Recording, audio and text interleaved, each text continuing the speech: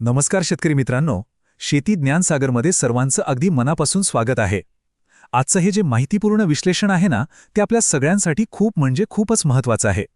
कारण सध्या गावागावात एसटी स्टँडवर आणि पाऱ्यावर एकाच विषयाची जोरदार चर्चा सुरू आहे. ती म्हणजे एसटी महामंडळाचं ते नवीन कार्ड. आता या कार्डच्या नावाखाली जो काही पैशांचा आणि गर्दीचा गोंधळ उडालाय, त्याचीच अगदी सोप्या भाषेतली माहिती आपण आज बघणार आहोत. कारण कसं आहे, योग्य माहिती असली की आपली कोणी फसवणूक करू शकत नाही. एसटी बसच्या नवीन पाससाठी जास्त पैसे तर दिले जात नाहीयेत ना? हा प्रश्न प्रत्येकाने स्वतःला विचारायलाच हवा. थोडा विचार करा बरं. सध्या कोणत्याही एसटी डेपोमध्ये चक्कर मारली तर काय दिसतं? नवीन पास काढण्यासाठी लोकांची अक्षरशः झुंबड उडालीये. आपले शेतकरी बांधव असू द्यात, महिला असू द्यात किंवा वयोवृद्ध नागरिक, सगळेच तासनतास रांगेत उभे आहेत. पण या सगळ्या गडबडीत एक अशी गोष्ट घडतीये जी सर्वांना माहिती असायलाच हवी. आपला कष्टाचा पैसा नेमका कुठे आणि कसा जातोय हे तर समजायलाच पाहिजे. पण हा गोंधळ समजून घेण्याआधी एक छोटीशी गोष्ट बघूया.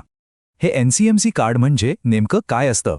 बऱ्याच जणांना प्रश्न पडला असेल की हे डिजिटल कार्ड म्हणजे नक्की काय भानगड आहे. तर बघा, जसा आपल्या शेतजमिनीचा सातबारा असतो ना, त्या एका कागदावर आपल्या जमिनीची पूर्ण माहिती कशी अगदी सुरक्षित असते, अगदी तसंच हे एक छोटंसं प्लॅस्टिकचं कार्ड आहे. यात आपल्या एसटी प्रवासाचे पैसे सुरक्षित राहतात. म्हणजे प्रवासात सुट्टे पैसे देण्याची किंवा घेण्याची ती कटकटच उरत नाही. बसमध्ये बसलो की कंडक्टर साहेबांच्या मशीनवर हे कार्ड फक्त लावायचं आणि आपले तिकिटाचे पैसे आपोआप कट होतात. एकदम सोपी पद्धत. आता तुम्ही म्हणाल, कार्ड तर खूपच सोयीचं आहे, मग ह्यात अडचण काय? तर अडचण आहे ती या वाढीव फीची आणि पैशांच्या वसुलीची. इथे खरी मेख आहे बघा. शासनाची अधिकृत फी आणि प्रत्यक्षात मागितले जाणारे पैसे यात खूप मोठी तफावत आहे. शासनाच्या अधिकृत माहितीनुसार जर एखाद्या प्रवाशाकडे जुना पास किंवा कार्ड नसेल आणि त्याला अगदी नवीन कार्ड काढायचं असेल तर त्याची फी फक्त 199 रुपये आहे.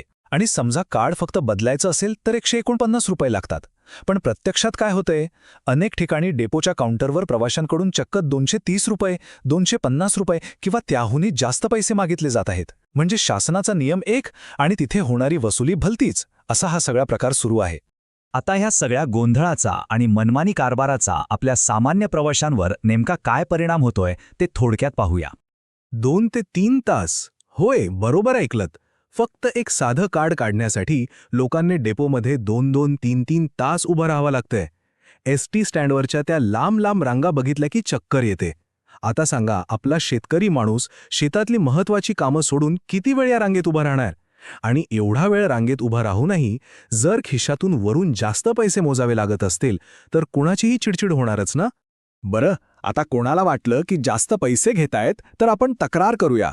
त्यासाठी सरकारने काही हेल्पलाईन नंबर म्हणजेच तक्रार करण्यासाठी फोन नंबर दिलेत. पण इथेही मोठा गोंधळ आहे.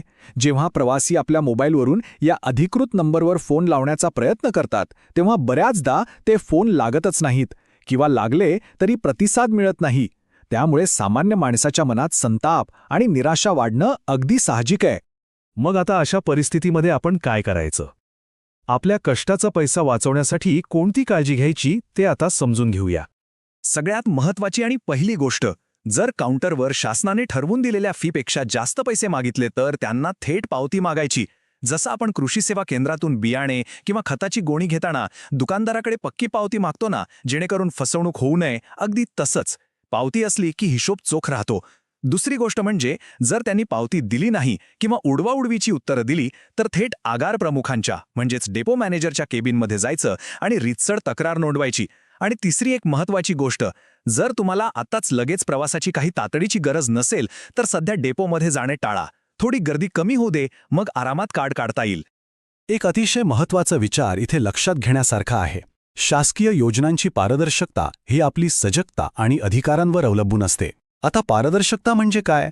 तर सोप्या भाषेत सांगायचं तर जसं स्वच्छ नितळ पाण्यात तळाचं सगळं अगदी स्पष्ट दिसतं ना, तसाच कोणत्याही योजनेतला कारभार स्वच्छ आणि स्पष्ट असणं म्हणजे पारदर्शकता. सरकार आपल्यासाठी योजना काढतं हे नक्की, पण त्या योजनेचा पूर्ण आणि योग्य फायदा मिळवण्यासाठी आपल्याला जागरूक राहावं लागतं. आपले डोळे उघडे ठेवून आपल्या हक्कांसाठी बोलावंच लागतं. तर मित्रांनो, तुमच्या आजूबाजूच्या एसटी डेपोमध्ये या नवीन कार्डसाठी सध्या किती पैसे घेतले जात आहेत? तिथे रांगेत उभं राहताना तुम्हाला काही वेगळा अनुभव आलाय का? जे काही तुमचे अनुभव असतील ते खाली कमेंट बॉक्समध्ये नक्की सांगा. अशीच हक्काची आणि महत्त्वाची माहिती अगदी साध्या सोप्या भाषेत मिळवण्यासाठी शेती ज्ञानसागरला नक्की लाईक करा. ही माहिती आपल्या इतर शेतकरी मित्रांच्या व्हॉट्सॲप ग्रुपवर नक्की शेअर करा आणि चॅनलला सबस्क्राईब करायला अजिबात विसरू नका. पुन्हा भेटूया अशाच एका नव्या आणि महत्त्वाच्या विश्लेषणासह. तोपर्यंत जय हिंद,